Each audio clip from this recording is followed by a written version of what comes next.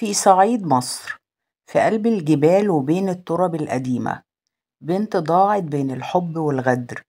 وعد بالجواز انتهى بغدر، وأعز ما تملك اختفى بين صوابع الزمن.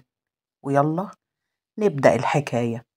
في ظهر يوم حر من أيام الصعيد، كانت حسنة بنت عندها 20 سنة، ملامحها هادية وطيبة وعيونها دايما فيها خوف ساكن، لكن من غير سبب.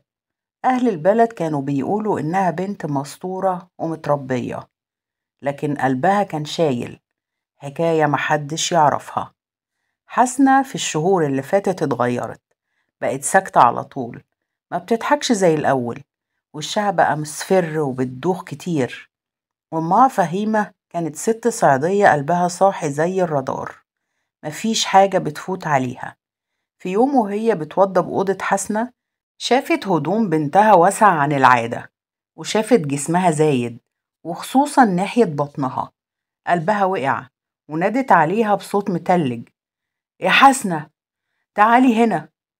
دخلت البنت وهي مرعوبة وإيديها بتترعش. إيه اللي في بطنك ده؟ مفيش حاجة يما. فهيمة مسكتها من دراعها وهزتها هزة أم شايفة المصيبة بعينيها. انطقي، انطقي قبل ما عقلي يولع، انتي عاملة مصيبة. ساعتها حسنة وقعت على الأرض وانهارت من العياط وصوتها كان بيتقطع. والنبي يما، أنا حبيته، وهو وعدني بالجواز وقال لي هيجي يخطبني، وأنا صدقته يما، صدقيني هو قال لي هيجي يخطبني. فهيمة حست إن الدنيا بتسود حواليها، وما استنتش دقيقة وجريت على جوزها مسلم، راجل صعيدي معروف بالقسوة والدم الحامي. ولما سمع الكلام ده اتجمد في مكانه، مفيش كلمة خرجت منه، بس عينه ولعت. قام بهدوء قاتل، هدوء الناس اللي دمها بيغلي من جوه. اسم الولد ايه؟ اسمه فارس. مسلم خرج من البيت والخنجر القديم محطوط في وسطه، والشمس نازلة على دماغه كأنها نار جهنم. الراجل ماشي في البلد وعينه بتدور على ولد اسمه فارس، شاب من الناحية التانية، معروف إنه لسانه حلو وبتاع كلام، واللي يقرب منه يتحرق. فضل يسأل واحد ورا التاني: يا ولد، فارس ابن شوقي فين؟ كان واقف عند السواقين من شوية يا عم مسلم. مسلم اتجه ناحية الموقف، ورجليه بتتحرك أسرع من عقله. ولما وصل لقى فارس واقف بيضحك مع أصحابه، ولا على باله إن نهايته واقفة على بعد خطوات منه. مسلم وقف قدامه، وصوته كان هادي بس مرعب: انت فارس؟ ايوه، في حاجة؟ عملت ايه في بنتي يا واطي؟ ضحكة فارس اختفت ووشه اتغير وبدأ يتراجع خطوة. انا انا ما كانش قصدي، وهي اللي ملحقش يكمل، ومسلم نط عليه زي الوحش، والخنجر دخل في صدره غدر. فارس وقع على الأرض بصرخة اتقطعت في الهوا. الناس حواليه صرخوا، وفي لحظة البلد كلها اتجمعت. مسلم رفع عينه فيهم وقال بصوت ثابت: ده جزاء اللي لوث شرفي. وساب الجثة ومشي، ولا كأن حاجة تستحق يبص وراه عليها. رجع البيت ووشه اسود من الغضب. دخل على حسنى وبصلها نظرة مخيفة خلت روحها تطلع لربها قبل ما تموت. قومي ورايا.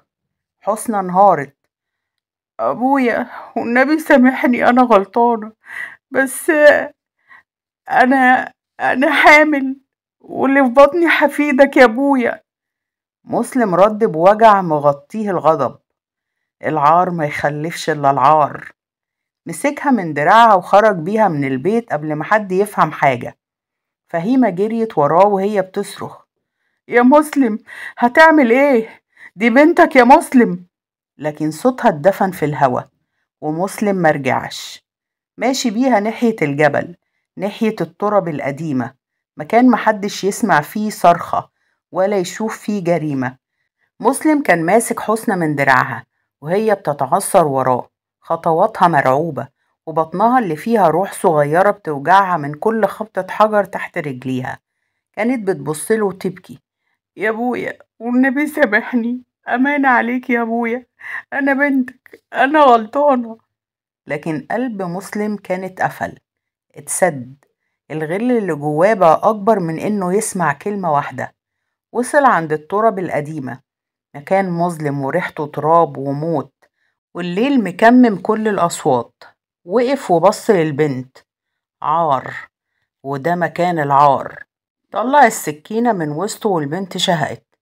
يا ابوي، يا ابوي، اوعى تقتلني يا ابوي، سيبني اعيش حتى لو برا البلد، امشي بعيد بس ما تقتلنيش. وفي لحظة الليل اتشق بصوت حسنى وهي بتصرخ صرخة ما سمعهاش بشر قبل كده. وبعدها سكتت. اتسفك الدم على التراب، والجبل بلع الجريمة كأنه جعان. مسلم فضل واقف ثواني، وبعدين نزل يحفر بإيديه وشالها وحطها في التراب، وفضل يشيل تراب ويحطه فوقيها لحد ما اختفت، لحد ما بقت من ضمن الصمت. وقف بعد ما خلص وقال وهو بيبص للجثة: السر هنا ومش هيطلع. بعد ما مسلم خلص من الجبل والدموع كانت في عينه بس مفيش صوت خرج منه، نزل على البلد، رجله تقيلة ودماغه مليانة أفكار. مسلم نزل من الجبل رجله تقيلة ودماغه مليانة أفكار، والليل كان ساكت، بس في قلبه كان فيه عاصفة من الغضب والندم. حسنة اتدفنت تحت التراب وهو نازل، والبلد كلها لسه ما تعرفش عن موتها. بس اللي محدش يقدر يخفيه، الناس شافت فارس وقع ومات في الموقف، والجميع عرف إن مسلم كان السبب. مسلم رجع للبيت، حاول يظهر طبيعي قدام فهيمة وقدام الجيران وقدام الناس كلها، لكنه كان ساكت وعينه مليانة خوف، وكأن الأرض نفسها بتتهز تحتيه. فهيمة وقفت عند الباب لما شافته، عارفة نواياه، بس ما قدرتش تمنع أي حاجة. يا رب، يا رب حسنى تبقى بخير. في نفس الوقت الشوارع بدأت تهمس: مسلم قتل فارس في الموقف، يا ترى بنته هيعمل فيها ايه؟ الهمس كبر والناس بدأوا يشكوا، بس محدش قدر يواجه مسلم مباشرة بسبب مكانته بين أهل البلد. الشرطة لما وصلها أخبار قتل فارس بدأت تتحرك، سجلوا الواقعة بالكامل وبدأوا يستجوبوا الشهود، ولاحظوا اختفاء حسنى، وبدأوا يربطوا الخيوط بين قتل فارس واختفاء البنت. الرقابة والتحريات اتجهت للجبل لأنها المنطقة الوحيدة اللي ممكن يلاقوا فيها أي أثر للجريمة. البلد كلها كانت مشوشة، عارفين إن فارس مات، وبدأوا يهمسوا على مصير حسنى.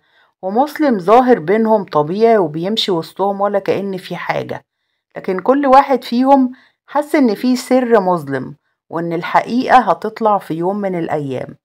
فهيمة قاعدة في البيت، دموعها نازلة وقلبها محروق، بس مش عارفة إن القانون والناس هيوصلوا للحق في الآخر، وإن الغدر مهما اختفى دايما بيبان. بعد ما الشرطة طلعت الجبل ولقوا الكلاب ملمومة حوالين الجثة والحفرة اللي اتدفنت فيها حسنى، الفريق كله اتجمد، والضابط قال لهم: خدوا كل احتياطاتكم، ده دليل مباشر على الجريمة.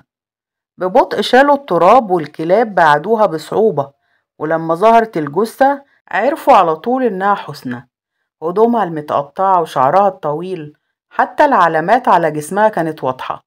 الشرطة اتصلت بأمها فهيمة على طول، ولما وصلت للجبل وقعت على الأرض وعيونها مليانة دموع. بنتها ماتت. الضابط قرب من مسلم اللي كان واقف ساكت، وكل العيون كانت على الأب اللي حاول يحافظ على صورته قدام الناس، لكن الحقيقة دلوقتي واضحة للجميع. الضابط بصله وقال له: مسلم، كل حاجة واضحة دلوقتي، مفيش مفر ولا فيه هروب، الشهود والأدلة. مسلم حاول يسكت، بس الضغط كان جامد جدا والعيون كلها عليه، والشرطة واقفة جاهزة لتوثيق كل كلمة. بعد دقايق من الصمت بدأ صوته يترعش: أنا اللي قتلت فارس، وأخدت حسنى على الجبل وقتلتها ودفنتها. الضابط كتب كل كلمة بعناية وصور المكان كله. الاعتراف كان رسمي، واللي ما كانش واضح قبل كده أصبح واضح لكل الناس وللشرطة. فهيمة وقفت على الجبل حاسة بالصدمة، لكنها أخيرا عرفت الحقيقة كاملة، والجيران والناس كانوا بيهمسوا عن اختفاء حسنى، وعرفوا الحقيقة من الشرطة، والاعتراف كان رسمي. بعد ما الشرطة جمعت كل الأدلة وكتبت تقرير كامل عن الجريمة، نقلوا مسلم للتحقيق. وبعد ساعات من الاستجواب مسلم ملقاش مفر، واضطر يعترف بكل التفاصيل، إنه قتل فارس، وإنه أخد حسنى للجبل ودفنها، وإنه المسؤول عن كل حاجة حصلت. التحقيق اكتمل والنيابة خلصت الملف وسلمت القضية للمحكمة. اليوم اللي اتنقل فيه مسلم للمحكمة البلد كلها كانت متوقعة، والناس اللي كانوا بيشوفوه راجل شرف قبل كده كانوا واقفين صامتين وعارفين الحقيقة كلها دلوقتي. القاضي سمع كل الأدلة، شهادة الشهود وتقرير الطب الشرعي واعتراف الأب الرسمي. بعد ما القاضي سمع كل حاجة نطق بالحكم. لما المحكمة تشوف كل الأدلة والاعترافات تحكم على مسلم بالإعدام شنقا جراء القتل العمد. مسلم محاولش يدافع ولا ينكر، كان واقف ساكت والعيون كلها عليه. وفهيمة كانت قاعدة في المحكمة دموعها ساكتة وحزينة على بنتها. حسناء راحت والعدالة أخيرا اتحققت. مسلم دفع تمن كل حاجة، قتل وغدر ودفن البنت، كل حاجة اتوثقت. القصة اتقفلت والبلد فضلت تذكرها عبر الأجيال. الغضب لو مسك الإنسان ممكن يهدم كل شيء. لو وصلتوا معانا للنقطة دي اكتبوا لنا في التعليقات ان انتوا من الأبطال وصلوا على النبي، وقولوا لنا رأيكم في التعليقات. لو لا قدر الله كنتي مكان أم البنت وسمعتي منها اللي حصل لها، كنتي هتجري وتقولي لباباها ولا هتتصرفي ازاي؟ ولو كنت لا قدر الله مكان الأب وعرفت اللي بنتك حصل فيها كده، هتتصرف ازاي؟ هتقتلها ولا تعسفها ولا تشوف حل للكارثة دي؟ والسؤال الأهم للبنات، لو حد عشمك بالجواز وكنت بتحبيه، هتسلميه نفسك في الحرام ولا تحافظي على نفسك لحد ما ابن الحلال يكتب عليكي على سنة الله ورسوله؟ السؤال ده مهم جدا يا بنات، لازم تجاوبوا عليه. وياريت لو كل أم بينها وبين بنتها توعيها وتسمع منها وتعرفها ان ده أكبر حرام، وانها ما ينفعش تسلم نفسها لأي حد أيا كان إلا لجوزها اللي هيكتب عليها على سنة الله ورسوله، لا خطيبها ولا كاتب كتابه ولا حتى بتحبه وبتعشقه وبتموت فيه. بشكركم شكرا جزيلا حبايب قلبي، لو لسه معانا لحد دلوقتي شكرا جزيلا.